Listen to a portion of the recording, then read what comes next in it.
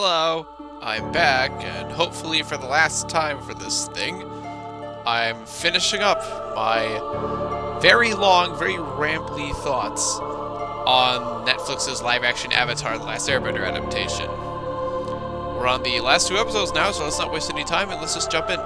So, we start off with Zuko and Iroh, on their ship, and one of the crew members tells Zuko that the Fire Lord is apparently coming to visit. So, and because Zuko doesn't have the Avatar, Zuko has to escape on a small rowboat. However, Zuko notices some stuff covered up in a tar peel. Removes the tarp and sees, oh shit, it's blasting jelly, and it explodes. And Zhao, of course, obviously Zhao was the one behind it. And he's like, my condolences. He doesn't really care. In the cartoon, it was the pirate. Zhao got the pirates to do it, but since the pirates aren't in this episode, aren't in the show at all, I guess just Zhao did it himself. So, Zhao still offers Iroh to, serve as general. And Iroh clearly knows Zhao is responsible, but he's still, he stays with him, I guess to find out what Zhao was up to, and also because he can tell Zuko escaped. Meanwhile, Aang and Ko, they finally arrive at the Northern Water Tribe, and here's where we meet Yue. And I've talked about how most of the costuming is really good, with one exception. Yue is that exception. I don't know who designed the wig for her, but it is so very clearly a wig. That is very clearly not actual hair. Listen, I and everyone else in the world have made fun of the hairstyle in the Shyamalan film. Everyone in the world, when we see that first shot of them going into the Northern Water Tribe throat room, I guess, or whatever, in the Shyamalan film, everyone looks at her hair looks like a penis. Now, it thankfully doesn't look like that, although some shots from the back still kind of look a little meh. But, at least in the Shyamalan film, it actually looked kind of like hair. Her actual hair. Hair kind of looks like she's doing a weird... Yue is doing a weird, white Marge Simpson cosplay or something. I don't know. The weird, beehive. It just kind of looks weird. And Aang is like, guys, I had a vision. War is coming. And they're like, well, we can't really fight. We don't know what to do. And they're not happy to see that Aang has still not actually mastered any of the other elements. Again, in the cartoon, he's learning waterbending with Katara. But he's not here, and I don't know why. Why is that? I don't think this is explained at all. They have a feast, which, that's when, Sokka meets Yue. And Yue, from a character perspective, is basically the same as the cartoon, though, she's a little less sad, I guess. And that's when Yue reveals that she was the fox that Sokka saw in the spirit world. So when I was talking about the fox that had the girl voice and the ring on one of the tails, yeah, that was Yue. That is an interesting twist. Okay. So I like the fact that because the moon spirit's energy was used to heal her here, it makes her she's kind of a bridge between the spirit world and the normal world, kind of like Aang is. I kind of like that. It gives her a little bit more intrigue and mystique to her that she didn't have in the cartoon.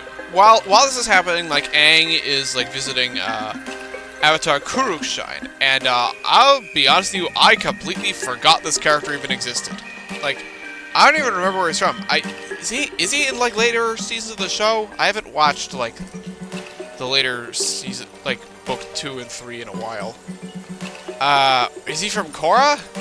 Is he in the comics? I don't remember. And he's kind of a grump.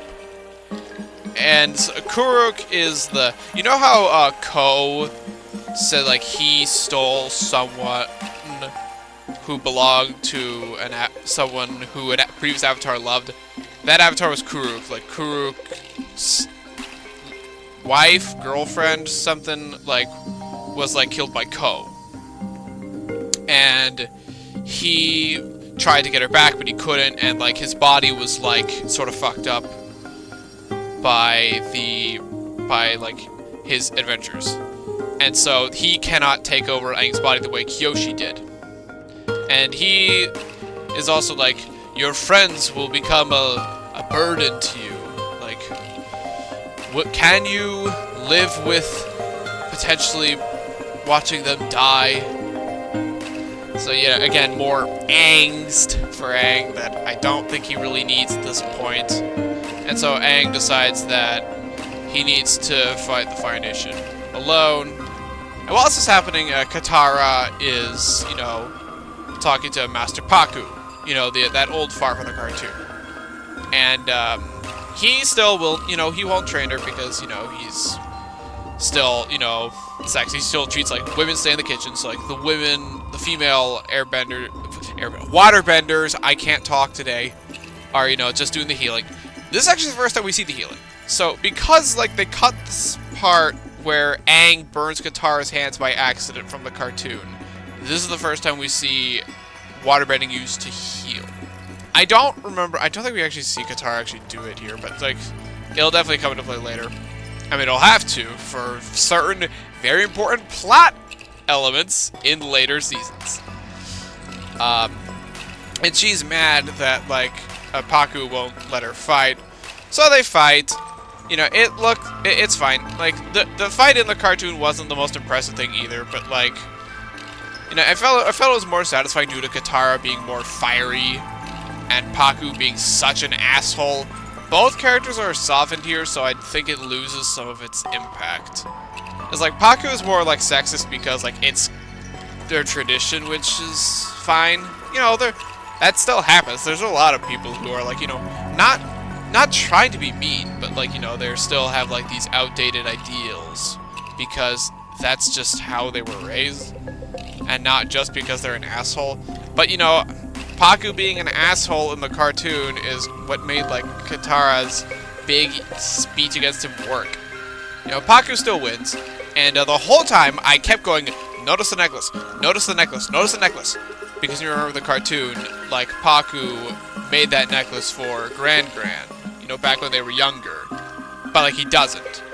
And so, we don't really get that part, so I'm just wondering, yeah, he sort of, like, removed a lot of his significance there.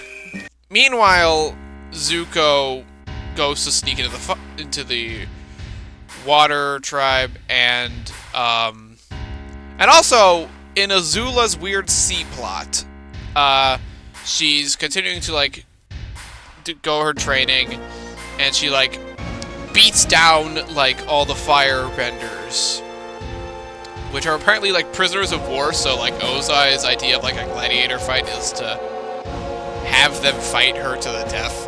You know, this is where we see, like, her perfectionist, well, her father's perfectionism rubbing off on her. Because, like, they were like, you should have ended that fight, like, 3 moves ago. And she's like, are you kidding me?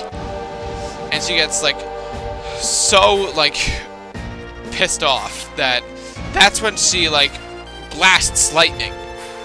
Which, I was shot kind of strange, because the lightning sort of just kind of goes off screen. I kind of wish you, like, saw, like, the full blast, or if she blasted somebody, you know. That's when the fire was like, haha, now this is interesting. And Mai and Ty Lee continue to stand around and exist. And that's sort of where the episode ends. Moving on to, you know, essentially part 2. The last episode, Legends, which is, you know, adapting the last episode. So this one goes, like, mostly the same as the cartoon. You know, Zhao's forces attack the waterbenders. Oh, something I didn't talk about earlier. We meet, like, Yu's ex, Han, who I completely forgot his name before watching this episode. Like, in the cartoon, he was around for about 3 minutes total. He was really dumb. He saw Yu as more of a trophy than an actual person, and he got a very anticlimactic send-off when he ran up a Fire Nation ship and then just he was like sort of tripped off the edge, never to be seen again. Maybe he died, I don't know. Here they changed him quite a lot. He's actually fairly nice and not terrible. He's friendly, like he and you are still amicable. It's like, well, you doesn't love him. Like he doesn't hold any resentment towards her. Doesn't have anything against Sokka, and he's genuinely trying to be helpful. So by that logic, you know he has to die, and he does. Like in the big battle, you know, Zhao uses the hot air balloon that Sokka and the mechanics designed back like 5 episodes ago, and that's how they get to like the sacred place, which at this point, which here is like more of like this big like park thing here with like a big waterfall, which like I guess it was kind of there in the cartoon, but like that had like an area of like 25 square feet, so it wasn't very big. Here it's like much larger and looks cooler. You know, Sokka's charged with protecting UA, so they go over to the place. Meanwhile, the Fire Nation troops and Zhao and Iroh are searching for where the spirits are. But yeah, Zhao says that he wants to kill like the moon spirit. Like Iroh's of course like, hey, killing spirits is a bad idea. Like, dude, what if you do not kill the water spirits? And Zhao's like, why would I do that? Our ships wouldn't work, and we'd kill all the water benders. Well, I'm still gonna kill the moon spirit, even though that'll still have like a big like effect on the world. So you know, he's not the brightest tool. But yeah, he goes, he finds it. Like Aang comes down to stop him. Katara's like Katara tries to help, but like Zuko shows up and you know they fight, and like the roof collapses on top of them. They both live somehow. Zhao kills the moon spirit with a knife, which is funny because it's actually how he killed him in the Shyamalan film instead of with firebending. Except in the Shyamalan film, he was shot terribly, so it looked like he punched the fish bag. Actually, like I just remembered, like this has an actual explanation as to why like the moon and the ocean spirits like are here, like are fish. Like in the cartoon, they're just sort of here. We don't actually know why. Here, like, they come here, like, it's sort of like an annual thing. And they just sort of stay there for a night before going to the spirit room. And Zhao found that out via a scroll somewhere. Which, yes, he found out about the spirits in a scroll in the cartoon, too. But, like, here, I guess the scroll had more information. I don't know. But yeah, he kills the spirit. Iroh gets mad at him and blasts him, so he has to run away. And the moon, you know, sort of disappears or turns black. I don't know, it didn't really make that much sense in the cartoon either. And like in the cartoon, the color scheme turns like grayscale, except for when there's like firebending, which you can see colors around them. It looked cool in the cartoon and it looked cool here. I don't know whether it looks more or less impressive because like here it's all in a computer, so you can kind of just do color correcting whenever. Whereas in the cartoon, at least at first, they were doing most of this by hand. I think some of the coloring might have been on a computer, but like it still looks, it at least looks hand drawn, you know. In the cartoon, it's 2D. And Aang decides to like give himself up to the ocean spirit. And yeah, he does that in the cartoon as well. Like in the cartoon, when the ocean spirit like merges with him, he's really like this giant Aang, this like massive Titan thing that sort of like attacks Fire Nation. Here it turns into this massive watery fish monster that looks really cool. Like the water effects look super duper good. Again, like that's what happens when you have a full like team of like VFX things that aren't stretched across a billion projects. Disney. I think I like it. I like this more than the cartoon actually. Like I like how it looks, and you can see like Aang, his glowing form, like in the center of it. So yeah, it runs around and attacks. Zuko, you know, he gets out, he confronts Zhao about, like, trying to kill him, and Zhao's like, well, who do you think sent me? Like, your sister sent me here. Your dad never wanted you to come back. And, you know, that pisses Zuko off. And, like, he starts, like, so anyway, I started blasting. But, like, you know, he does, again, stop from killing him. Turns around, and Zhao is about to stab him in the back like the coward he is. You know, kind of like in their Agni Kai in the show. And then, like, Iroh, you know, saves Zuko by, like, blasting Zhao and sending him to fall to his death into the canal. So I guess that means we won't be seeing Zhao in his, like, weird purgatory in the spirit world in Korra. That is, like, one of the only things I know about Korra, that Zhao is just, like, being held in prison by, like, the water spirit. You know, Yue sacrifices herself, you know, she kisses Sokka, and then she goes into the water, and, you know, I guess turns into the new moon spirit. And, I will say, like, I praised, Sokka and Suki having more screen time together in episode 2, because, you know, they're obviously going to be, like, the endgame couple, and you know, it could help their, like, relationship.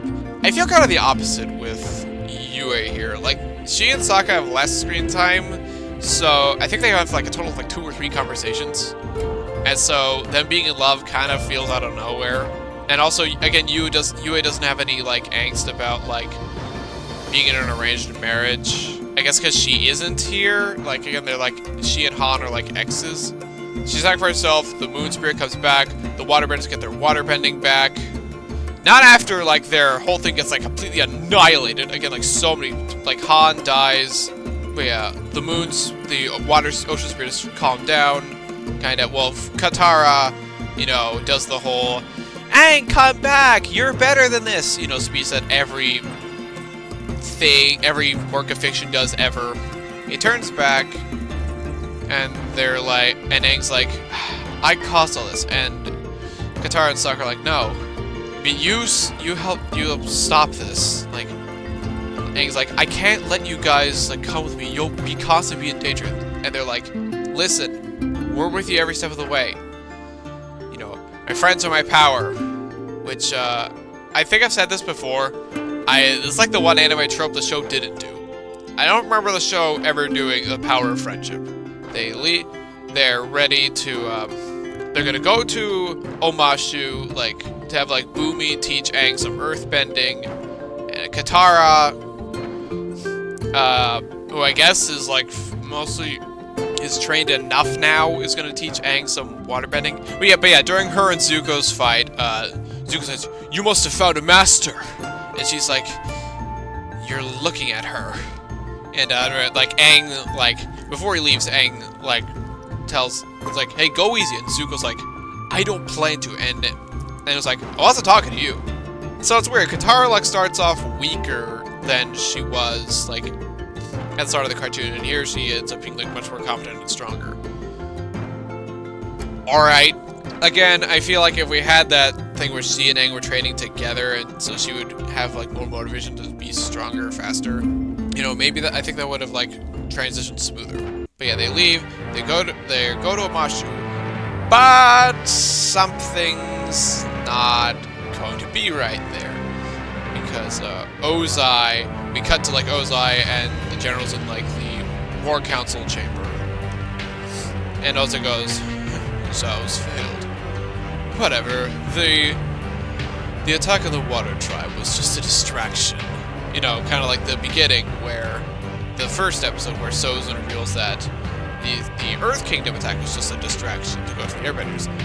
Turns out, Ozai already sent Azula to conquer Omashu. And we see like Bumi in chains, and like the Fire Nation soldiers saying triumphant. Azula goes up, and you know, she goes like, "Oh, for the Fire Nation!" And they like cheer. And the Fire Nation banner is hung from Omashu's gates. And then in a scene that feels like it was added at the last minute, one of the generals tells Ozai, oh, thanks to some new, like, scientific, like, mumbo-jumbo that we found, we discovered that the comet is coming back here. It will arrive soon. And Ozai's like, oh, it will be prepared for the arrival of Sozin's comet. I guess he decided he wanted to name it after his grandfather, alright. So I guess he named it then? So from what I heard, the comet originally wasn't going to be in the show, which is a weird decision. And so I guess anticipating potential backlash, they put the comet back in, which is, that's fine. I mean, obviously, a ticking clock is gonna work better, but it's like, well, now, like the previous avatars, Kyoshi, Roku, and Kuruk just kind of come off as idiots for not mentioning that to Aang. I forgot to talk about this, but I'm guessing the reasoning why they decided to split Roku's role among himself, Kyoshi, and Kuruk is so that Aang could interact with avatars that symbolize the other three elements that he is not. Earth, fire, and water. I think that's actually, I like that. If you're gonna have to do that, if you're gonna split Roku's role among other avatars, I think that's a good way to do it. And that's where season 1 ends. Azula's conquered Omashu, and Ozai is now planning for his plans with the comet. And yeah, that's all the episodes. And I guess we'll have to wait for, I don't know, next year to get to season 2. There's gonna be one where I think they're gonna want to get to work on season 2 right away because of how the characters' ages are kind of essential. Again, the comet the timing of the comet of the show is of the next summer solstice or something. Aang only has 6-9 months to master all the elements, which adds more pressure on him having to learn them all. I don't know what they're gonna do since I don't know if you noticed, but adolescents age pretty quickly. The teenagers, like Zuko and Sokka aren't gonna look too different because they don't age as fast anymore. But Aang, Katara, Azula, they're probably gonna look pretty different in a few years. So we might want to get started on that pretty soon. But yeah, that's the whole show. I'm gonna move on to the characters now. I already talked a bit about Aang, but something I didn't mention, and something that I know is going to be very polarizing, is how he's not quite as prone to detours.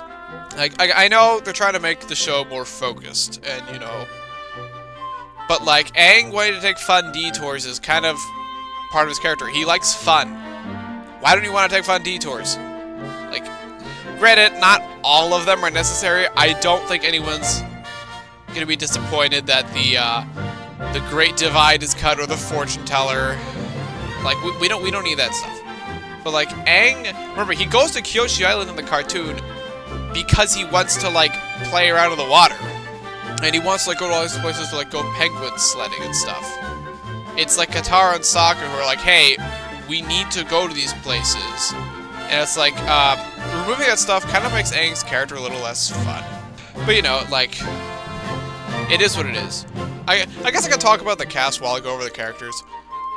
Having child actors is gonna be a flip of the dice. Because obviously, in a live action especially, you definitely want kids to play kids. It's just their acting might be not best, as we've had many examples of. On one end of the scale you have the cartoon, which mostly did have kid, adolescents, and teenagers play the characters, except for the couple that are very obviously adults, and that worked really well. I have no complaints with any of the voice acting in the cartoon. It's all fantastic. It's S-tier material. And on the other hand, you have the Shyamalan film, which, granted, everyone sucks in that movie, even the adults. Obviously, Dev Patel's Slumdog Millionaire is a talented actor, and he's like the best part of that film. But like even he can't be saved from Shyamalan's awkward directing. Thankfully, I thought the acting in this show was mostly very good, like especially from the young actors, like Gordon Cormier, I think that's how you say it, is like he shows more emotion in like his first 5 minutes of screen time than Aang does in the entirety of The Last Airbender. Like he can be cheerful, he can be like. He could be serious, he could be sad, he could be helpful, he could be like encouraging and stuff. He's a really good Aang. Like, and I can say that about like most of these guys. I know like Dallas Liu, Zuko's actor, is like a mega fan of the cartoon.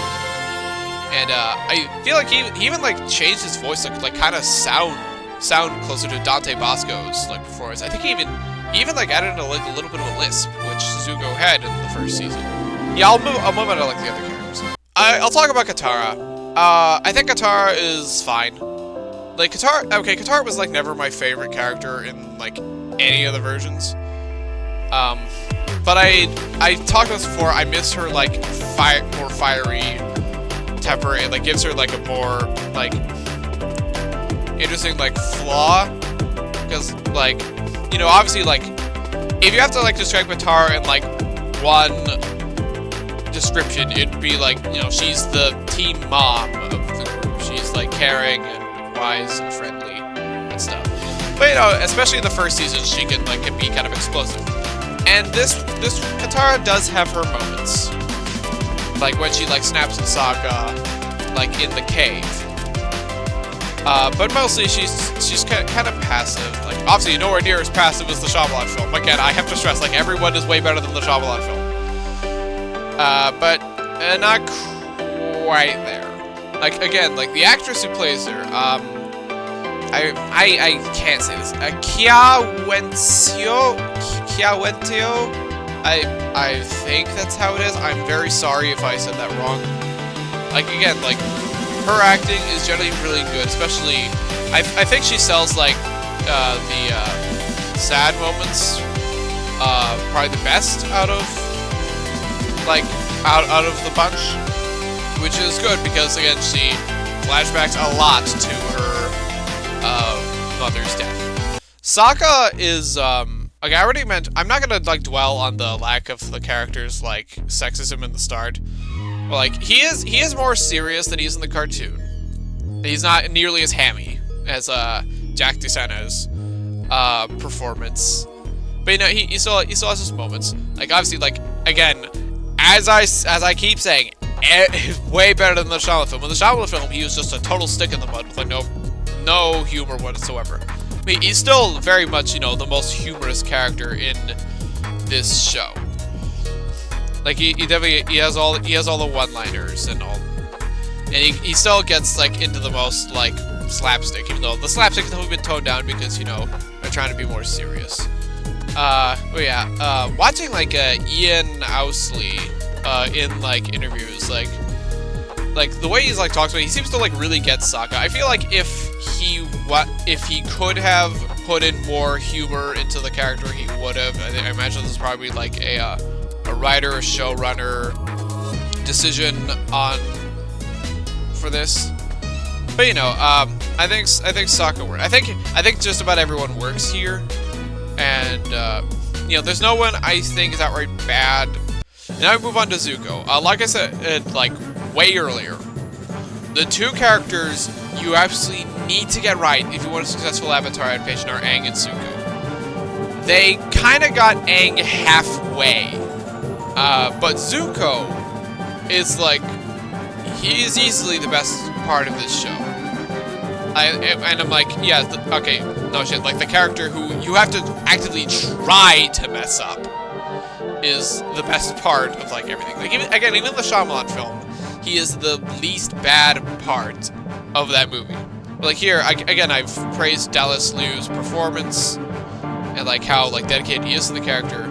Zuko is basically almost exactly like he is in the cartoon.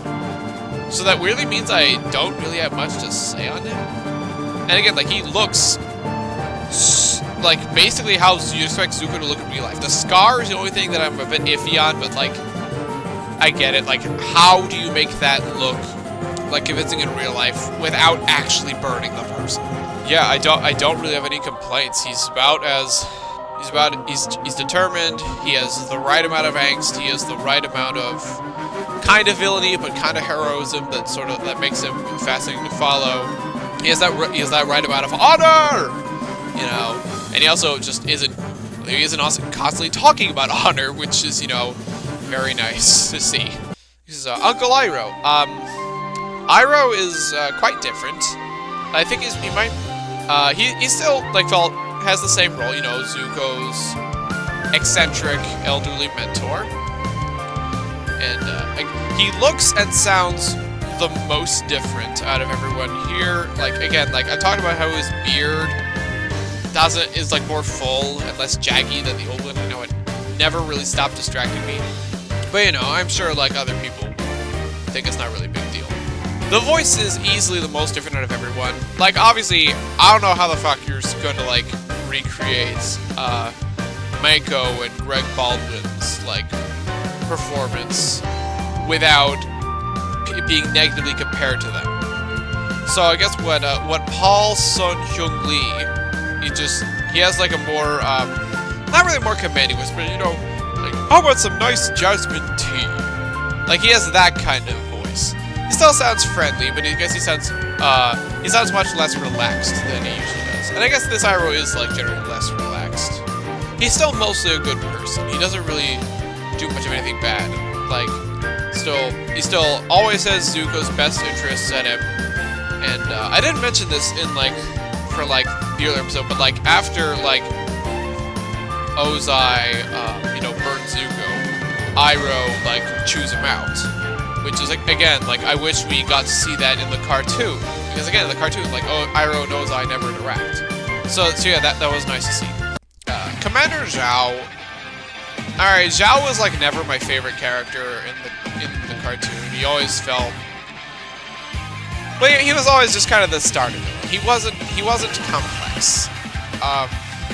But you know, he still had an intimidating factor to him. You know, Jason Isaacs' voice was always, Jason Isaacs kind of like made that character for me. General Iroh, have you heard of the Moon Spirit? That's probably not what he sounds like at all. I'm sorry, I'm not very good at impressions.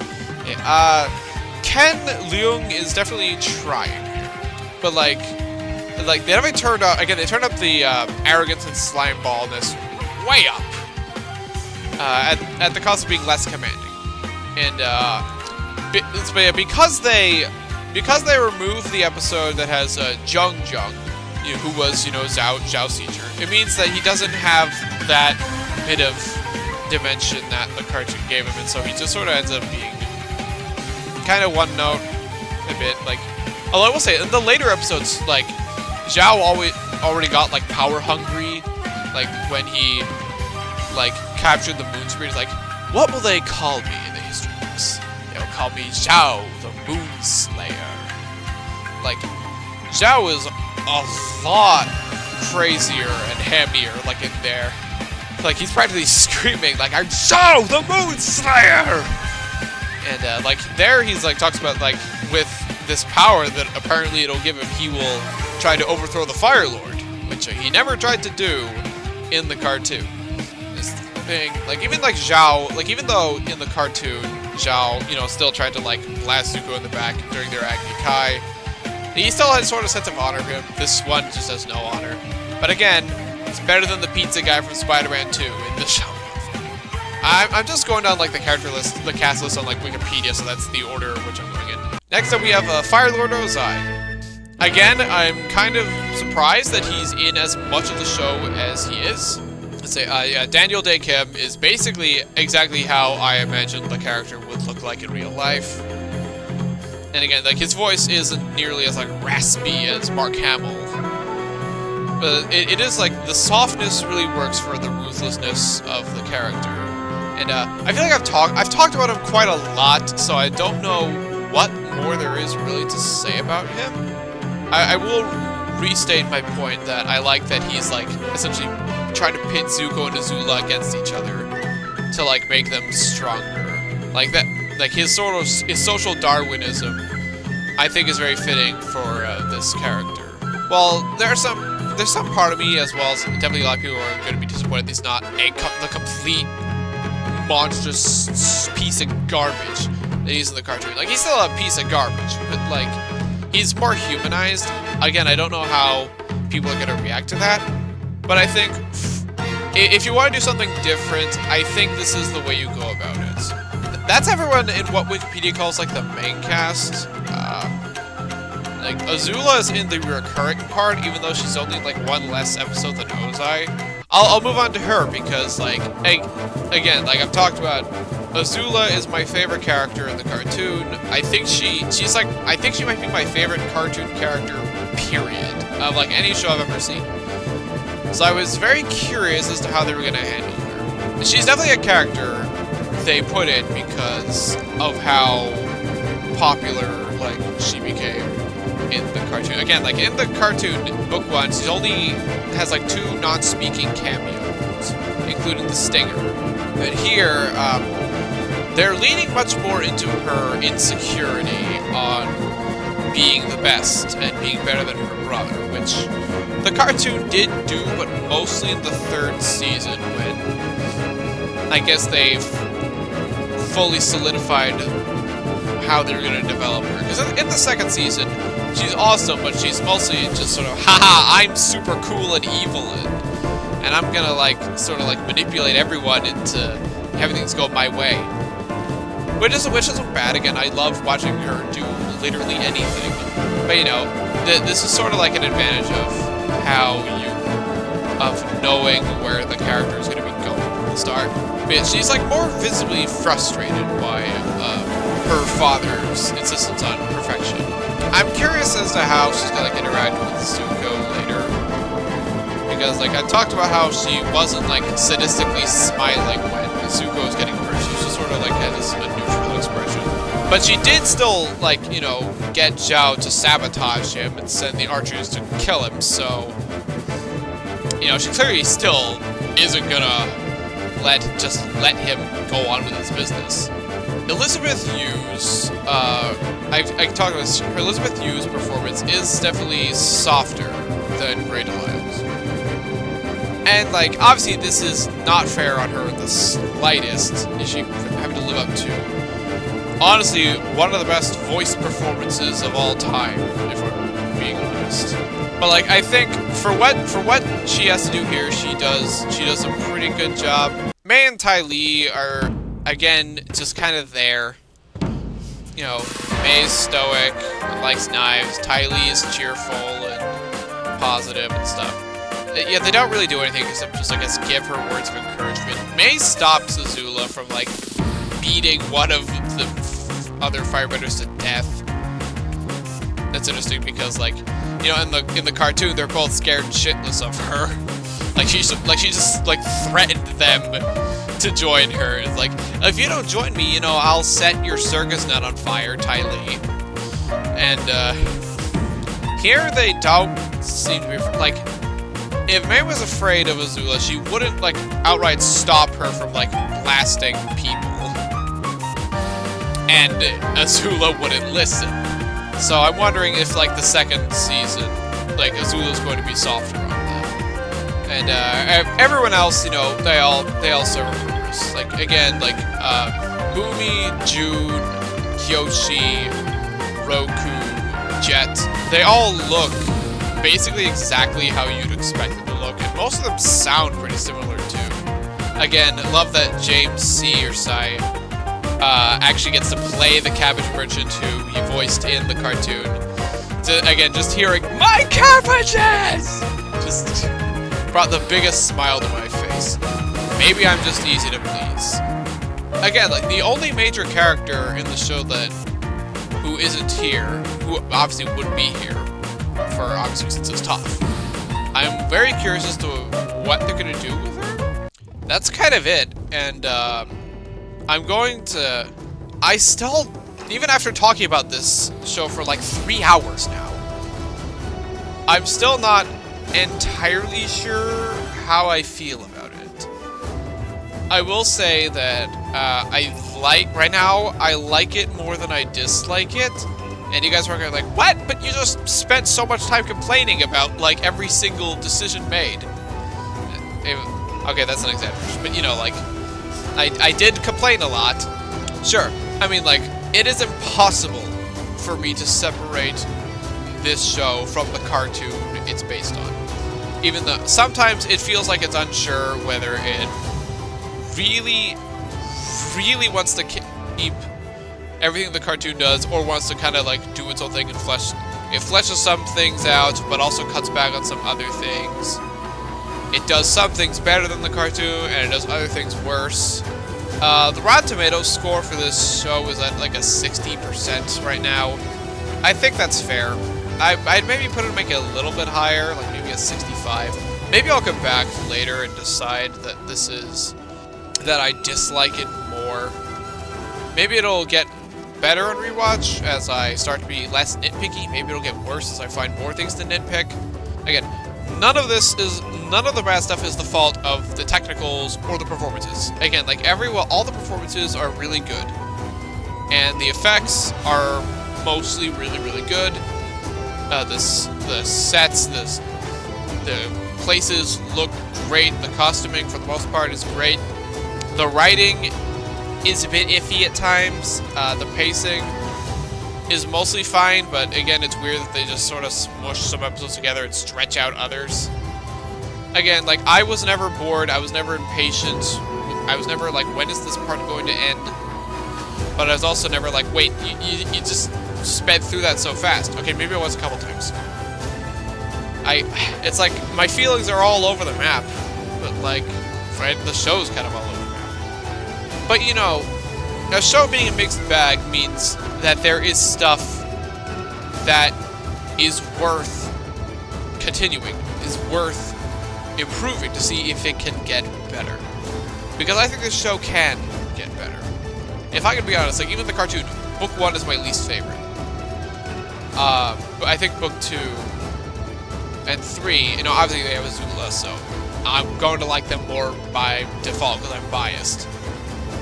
But, you know, how they develop all the characters. Toph gets in, again, like, Toph also increases the show's enjoyability by another 300%.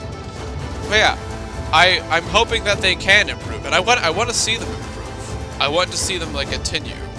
Because, like, it's not every day we get a Netflix adaptation that actually feels like, okay, it's not perfect, but I can work with this.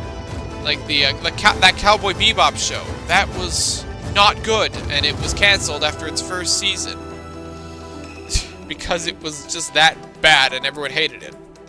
I've heard that One Piece show is actually really, really good and captures the magic really well, so maybe some people are going to be harsher on this because of that, and that's fair. I've not seen One Piece the anime or the live action series, so I wouldn't know.